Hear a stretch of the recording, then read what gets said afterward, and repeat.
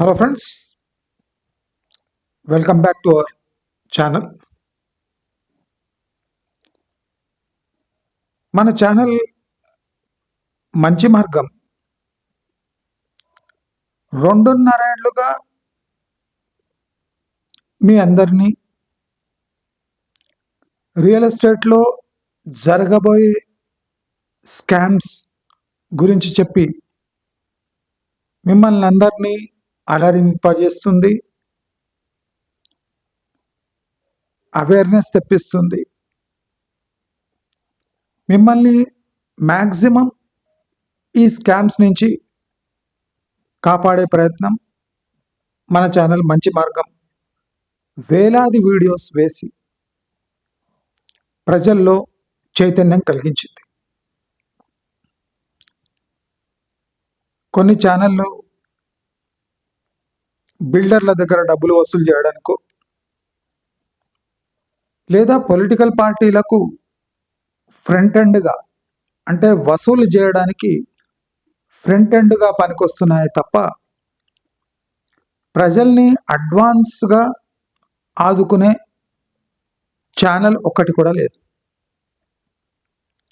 అలాంటి సమయంలో ఈ వరదకు ఎదురీదుతూ ట్రెండ్కు ఆపోజిట్గా మన ఛానల్ మంచి మార్గం వేలాది వీడియోలు అందరిలో అవేర్నెస్ కలిగించడానికి దాదాపు 2.5 ఏళ్లుగా వేయటం జరిగింది. దీన్ని ఆదరిస్తూ 5 లక్షల గంటల వాచ్ టైం మన ఛానల్కి సొంతం.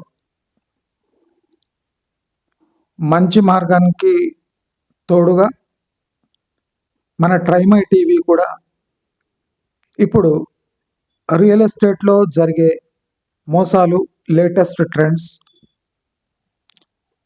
ఇన్వెస్ట్మెంట్ ఐడియాస్ ఇవన్నీ దానికి తోడుగా ట్రైమై టీవీ నిలుస్తుంది. ఈ యుద్ధాన్ని మనం కొనసాగిస్తాం.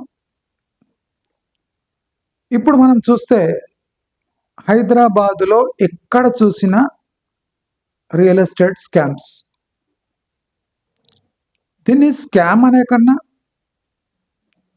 ప్రభుత్వం బిల్డర్లతో చేతులు గడిపి సామాన్య ప్రజలను మోసం చేయడం అంటారు. దీన్ని స్కామ్ అన్నారు. అంటే ప్రభుత్వం ముద్ర వేస్తే అది లీగలీ చెల్లదు అంటే ప్రభుత్వం తెలిసి మోసం చేసినట్టు. మనం ఇది మధు పార్క్ రిడ్జ్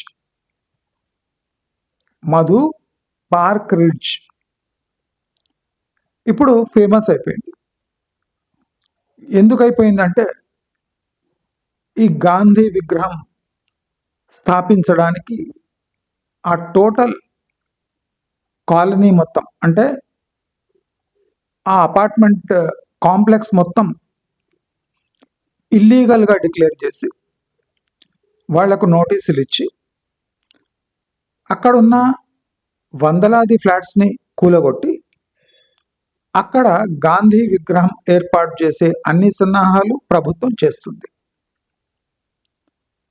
అయితే మనం ఇప్పుడు బయట కనిపించే ఆర్తనాదాలు, ఏడుపులు, ప్రభుత్వంపై దుమ్మెత్తిపోయటం ఇవన్నీ చూస్తుంటే చాలా మందికి కండ్లల్లో నీళ్ళు వస్తుండొచ్చు.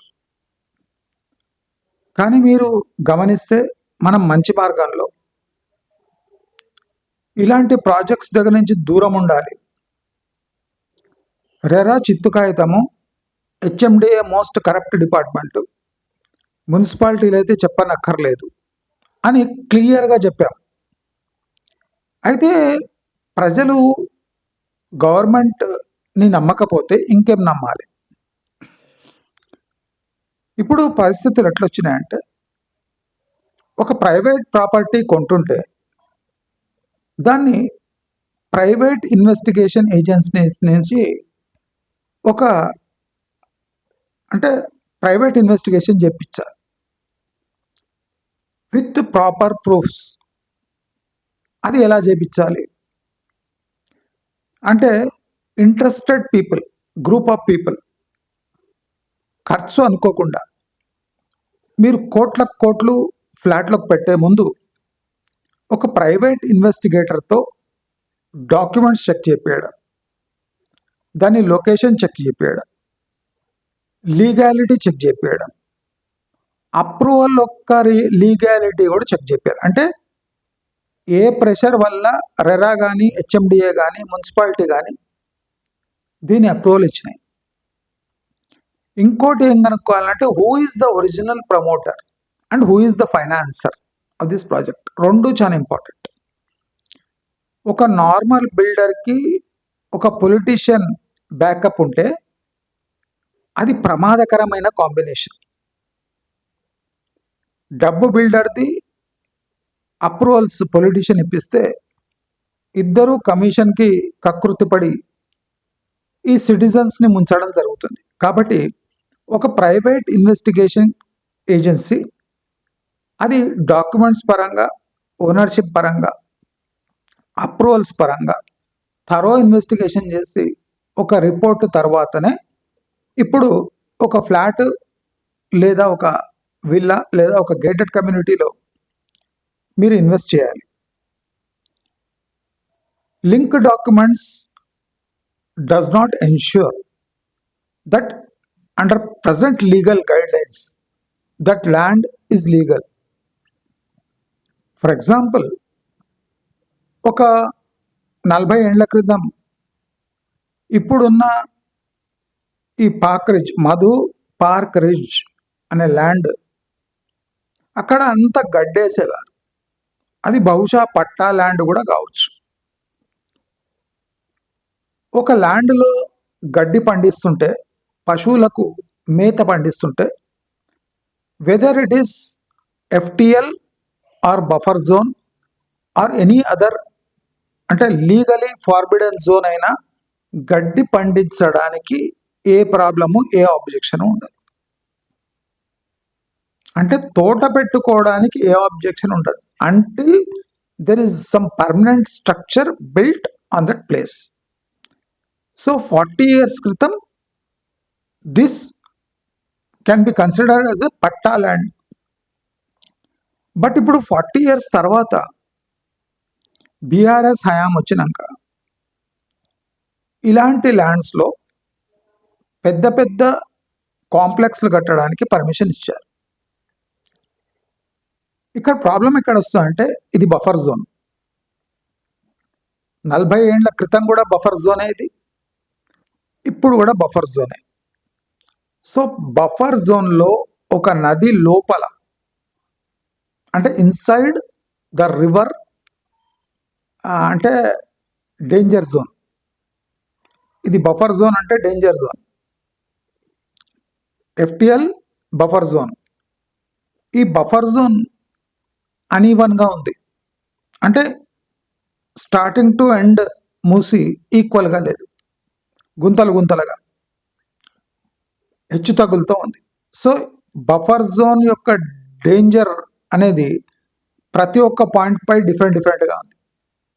కొన్ని బఫర్ జోన్స్ ఎత్తులో ఉన్నాయి, కొన్ని బఫర్ జోన్స్ డౌన్లో ఉన్నాయి. So buffer zone is legally అంటే క్యాన్ బి ఛాలెంజ్డ్. అందుకోసము ఇప్పుడు గాంధీ స్టాచ్యూ కట్టడానికి అక్కడ కట్టిన అపార్ట్మెంట్స్కి నోటీస్ ఇవ్వడం జరిగింది. ఆ నోటీస్ ఇవ్వడం తప్ప అని అడిగితే తప్పు కాదు. ఎవరి ప్రమేయంతో, ఎవరి హయాంలో ఈ పట్టా ల్యాండ్పై ఆ బిల్డింగ్ కట్టే పర్మిషన్ ఇచ్చారు? దీంట్లో పాపం ఎవరిది? కేసీఆర్ ప్రభుత్వానిది, అప్పుడున్న ఆఫీసర్స్ది. ఇప్పుడు మనం బ్లేమ్ చేయవలసింది అప్రూవల్ ఇచ్చిన గవర్నమెంట్, కింది స్థాయి అధికారులు అంటే హెచ్ఎండి అధికారులు, ప్లస్ అక్కడ అంటే ఈ పట్టా ల్యాండ్పై కట్టిన బిల్డర్. ఇప్పుడు టోటల్ బిల్డింగ్ ఇల్లీగల్ అంటే అలాంటి ఇల్లీగల్ ప్లేస్లో బిల్డర్కి అప్రూవల్ ఎవరిచ్చారు? ఇది తేలితే అసలు ఎవరు దొంగ అనేది ఈజీగా తెలిసిపోతుంది. రేవంత్ రెడ్డి చేసేది ఘనకార్యం కాదు. 5,000 కోట్లు నీళ్ల పాలు చేస్తున్నాడు, అది కరెక్టే, అది 100% కరెక్ట్, దాంట్లో ఏం తప్పలేదు. కానీ ఈ మధు పార్క్ రిడ్జ్ అనేది చాలా రాంగ్ ప్లేస్లో ఇల్లీగల్గా కన్స్ట్రక్టెడ్ అపార్ట్మెంట్ కాంప్లెక్స్, ఇది మాత్రం కరెక్ట్. అంటే you cannot legally challenge now.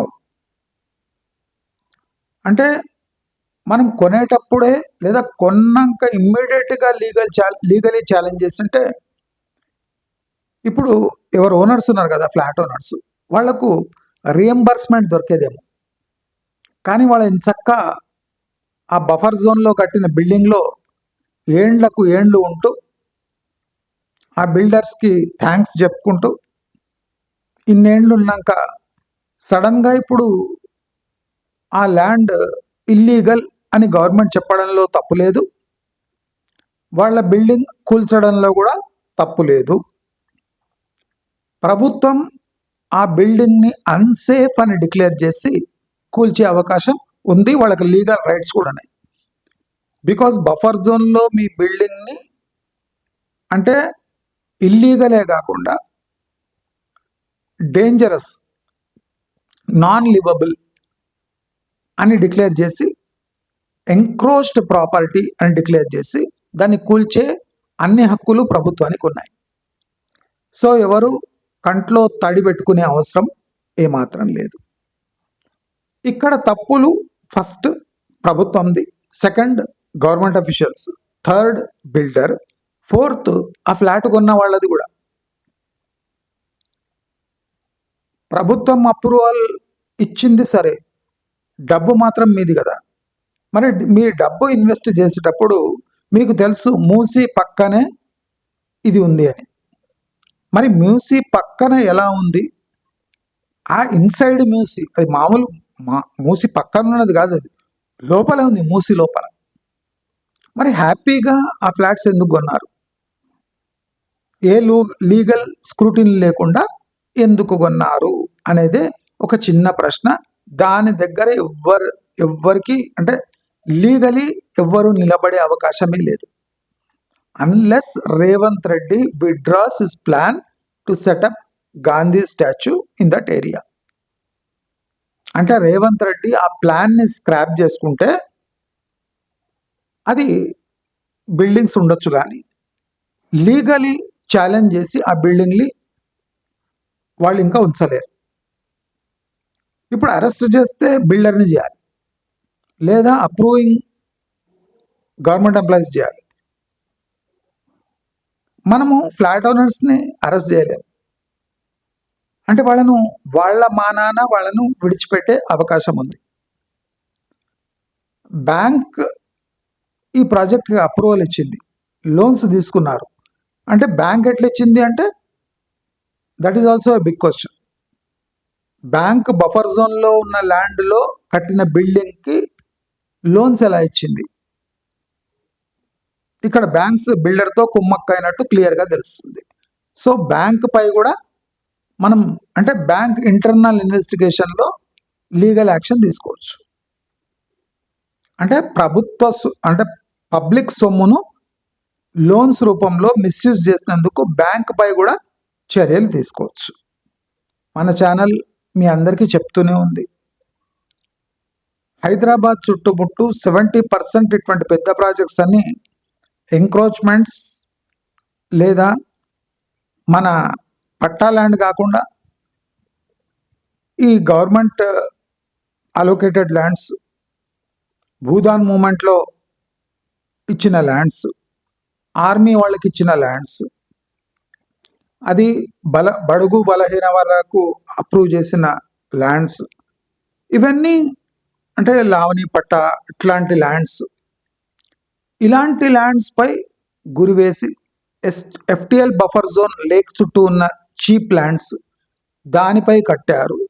కాబట్టి మీరు రెరా చిత్తు కాగితం కనుక దాని స్టాంపు చూసి మీరు కొంటే పప్పులో కాలేసినట్టే. ఇప్పుడు ఈ బిల్డింగ్ని రెరా కూడా కాపాడలేదు, ఎందుకంటే అప్పుడు రెరానే లేదు. హెచ్ఎండిఏ ఉంది కనుక హెచ్ఎండిఏ మనకు తెలుసు most corrupt department in world కూడా కావచ్చు అది. ఎందుకంటే ఎన్ని కోట్లు, వందల వేల కోట్లు వసూలు చేస్తున్నారో మనకు అంచనా లేదు. కాబట్టి మనమందరం కండ్లలో నుండి తెచ్చుకొని రేవంత్ రెడ్డి ఏదో అన్యాయం చేస్తున్నట్టు బిల్డప్ ఇవ్వద్దు, అది పనికిరాదు. లీగల్ స్క్రూటినీలో ఈ బిల్డింగ్లు పోవాల్సిందే, unless Revanth Reddy decides that he is ready to shift that Gandhi statue to some other place. అంటే ఇది పొలిటికల్ డిసిషన్ మేకింగ్.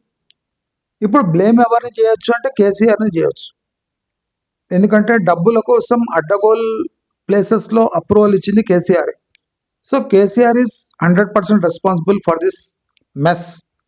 అందుకోసము దాన్ని కౌంటర్ చేయడానికి ఇప్పుడు బీఆర్ఎస్ వాళ్ళు పోయి వాళ్ళకి అండగా నిలిచినట్టు చేస్తున్నారు. యాక్చువల్ పాపం వీళ్ళదే, ఎవరు ధర్నాకు మద్దతు ఇస్తున్నారో వాళ్ళదే ఈ ప్రాబ్లం అంతా. మీరు ఇలాంటివి చూస్తే నాగోల్ డౌన్ స్ట్రీమ్లో ఒక ప్రాజెక్ట్ ఉంది, ఎన్విరాన్ టవర్స్ అని. మీరు నాగోల్ బ్రిడ్జ్ మీద పోతుంటే రైట్ సైడ్ అదైతే పూర్తి మూసీకి ఆనుకొని ఉంది. ఆ నీళ్లు అపార్ట్మెంట్లో రావద్దని ఒక అడ్డగో వాల్ కట్టిండ్రు, అంటే deep inside Musi river. ఎన్విరాన్ towers దాన్ని కూడా కూలగొట్టాలి అని ప్రపోజల్ ఉంది. అది ఏదో రోజు కూలుతుంది. అదైతే అంటే మూసీని డైవర్ట్ చేసి ఆ అపార్ట్మెంట్ కాంప్లెక్స్ కట్టినట్టు ఉంది, పెద్దది కట్టిండ్రు. ఎన్విరాన్ టవర్స్ నాగోల్ దగ్గర మీరు పోతుంటే రైట్ సైడ్ కనిపిస్తుంది, పెద్ద బోర్డు ఉంటుంది ఎన్విరాన్ టవర్స్ అని. అక్కడ బోర్ వేస్తే మొత్తం మూసీ నీళ్లు బోర్లో వస్తాయి. ఇప్పుడు ఇక్కడ కూడా రావచ్చు, అట్లాంటివి వస్తుంటాయి. అంటే base level violations, land level violations ఉన్నప్పుడు, అది ప్రభుత్వ స్టాంప్ ఉన్నప్పుడు, బ్యాంక్ లోన్స్ వచ్చినప్పుడు ప్రతి సాధారణ మనిషి బిలీవ్ చేసి బ్యాంక్ ఎలా అప్రూవల్ ఇస్తుంది అనుకొని అక్కడ ఫ్లాట్లు కొనుంటారు. కానీ ఇవాళ టైంలో చూస్తే లీగల్ స్క్రూటినీ చేస్తే అది ఇల్లీగల్ ల్యాండ్స్. ప్రభుత్వం ఏ చర్య తీసుకున్నా ఇప్పుడు అది తప్పనిపించుకోదు. కాబట్టి ప్రభుత్వ దయపై ఉండొచ్చు, కానీ ప్రభుత్వాన్ని వ్యతిరేకించి ఆ ల్యాండ్ని లీగల్గా క్లెయిమ్ చేయటం ఇట్ ఈస్ హైలీ ఇంపాసిబుల్ అని అందరికీ తెలియజేసుకుంటూ, ఇలాంటి వందల బిల్డింగ్లు ఇలాంటి ఇల్లీగల్ ల్యాండ్స్పై ఉన్నాయి. ప్రతి ప్రాజెక్ట్లో ఇన్వెస్ట్ చేసే ముందు ప్రైవేట్ ఇన్వెస్టిగేటర్స్ని పెట్టి నేను చెప్పిన పాయింట్స్ అన్నీ చెక్ చేపించి అప్పుడు మీరు ఫ్లాట్ని కొనాలి. అంటే cost of acquiring flat will go up in coming days.